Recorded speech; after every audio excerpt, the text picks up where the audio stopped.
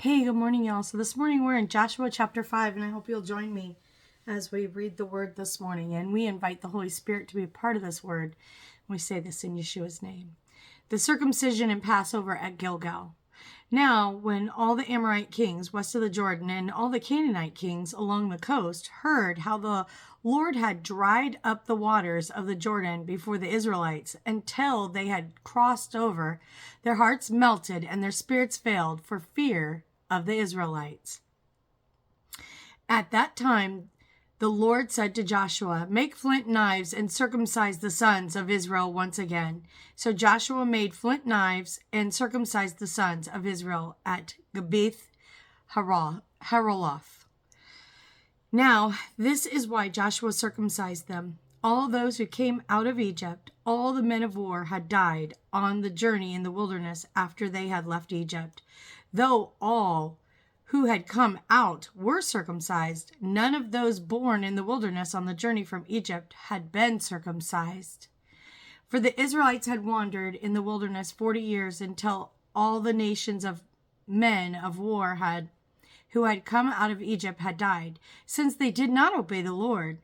So the Lord vowed never to let them to see the land he had sworn to their fathers to give us, a land flowing with milk and honey.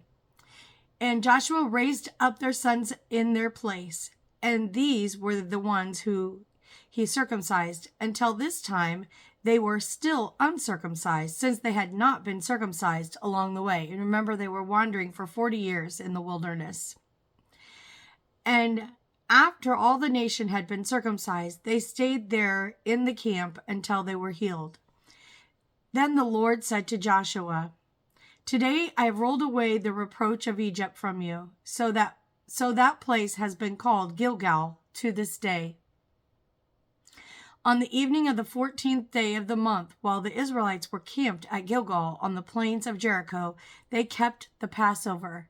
So they kept the Passover. The day after the Passover, on that very day, they ate unleavened bread and roasted grain from the produce of the land. And the day after they had eaten from the produce of the land, the manna ceased. There was no more manna for the Israelites. So that year they began to eat the crops of the land in Canaan. The commander of the Lord's army. Now when Joshua was near Jericho, he looked up and saw a man standing in front of him with a drawn sword in his hand. Joshua approached him and asked, "Are you for us or for our enemies?" "Neither," he replied. "I have come now as the commander of the Lord's army." Then Joshua fell face down in reverence and asked him, "What does my Lord have to say to his servant?" The commander of the Lord's army replied, "Take off your sandals, for this place where you are standing is holy." And Joshua did so. That would be Yeshua right there. Is he not God in the flesh? And is he not the commander of the army? So he was there, and he said, "Take off your shoes, for the land you're standing on before me is holy ground." So I pray this word helps you today, and I pray it starts off your Monday. I pray that you have a blessed day, and I say this in Yeshua's name. Shalom.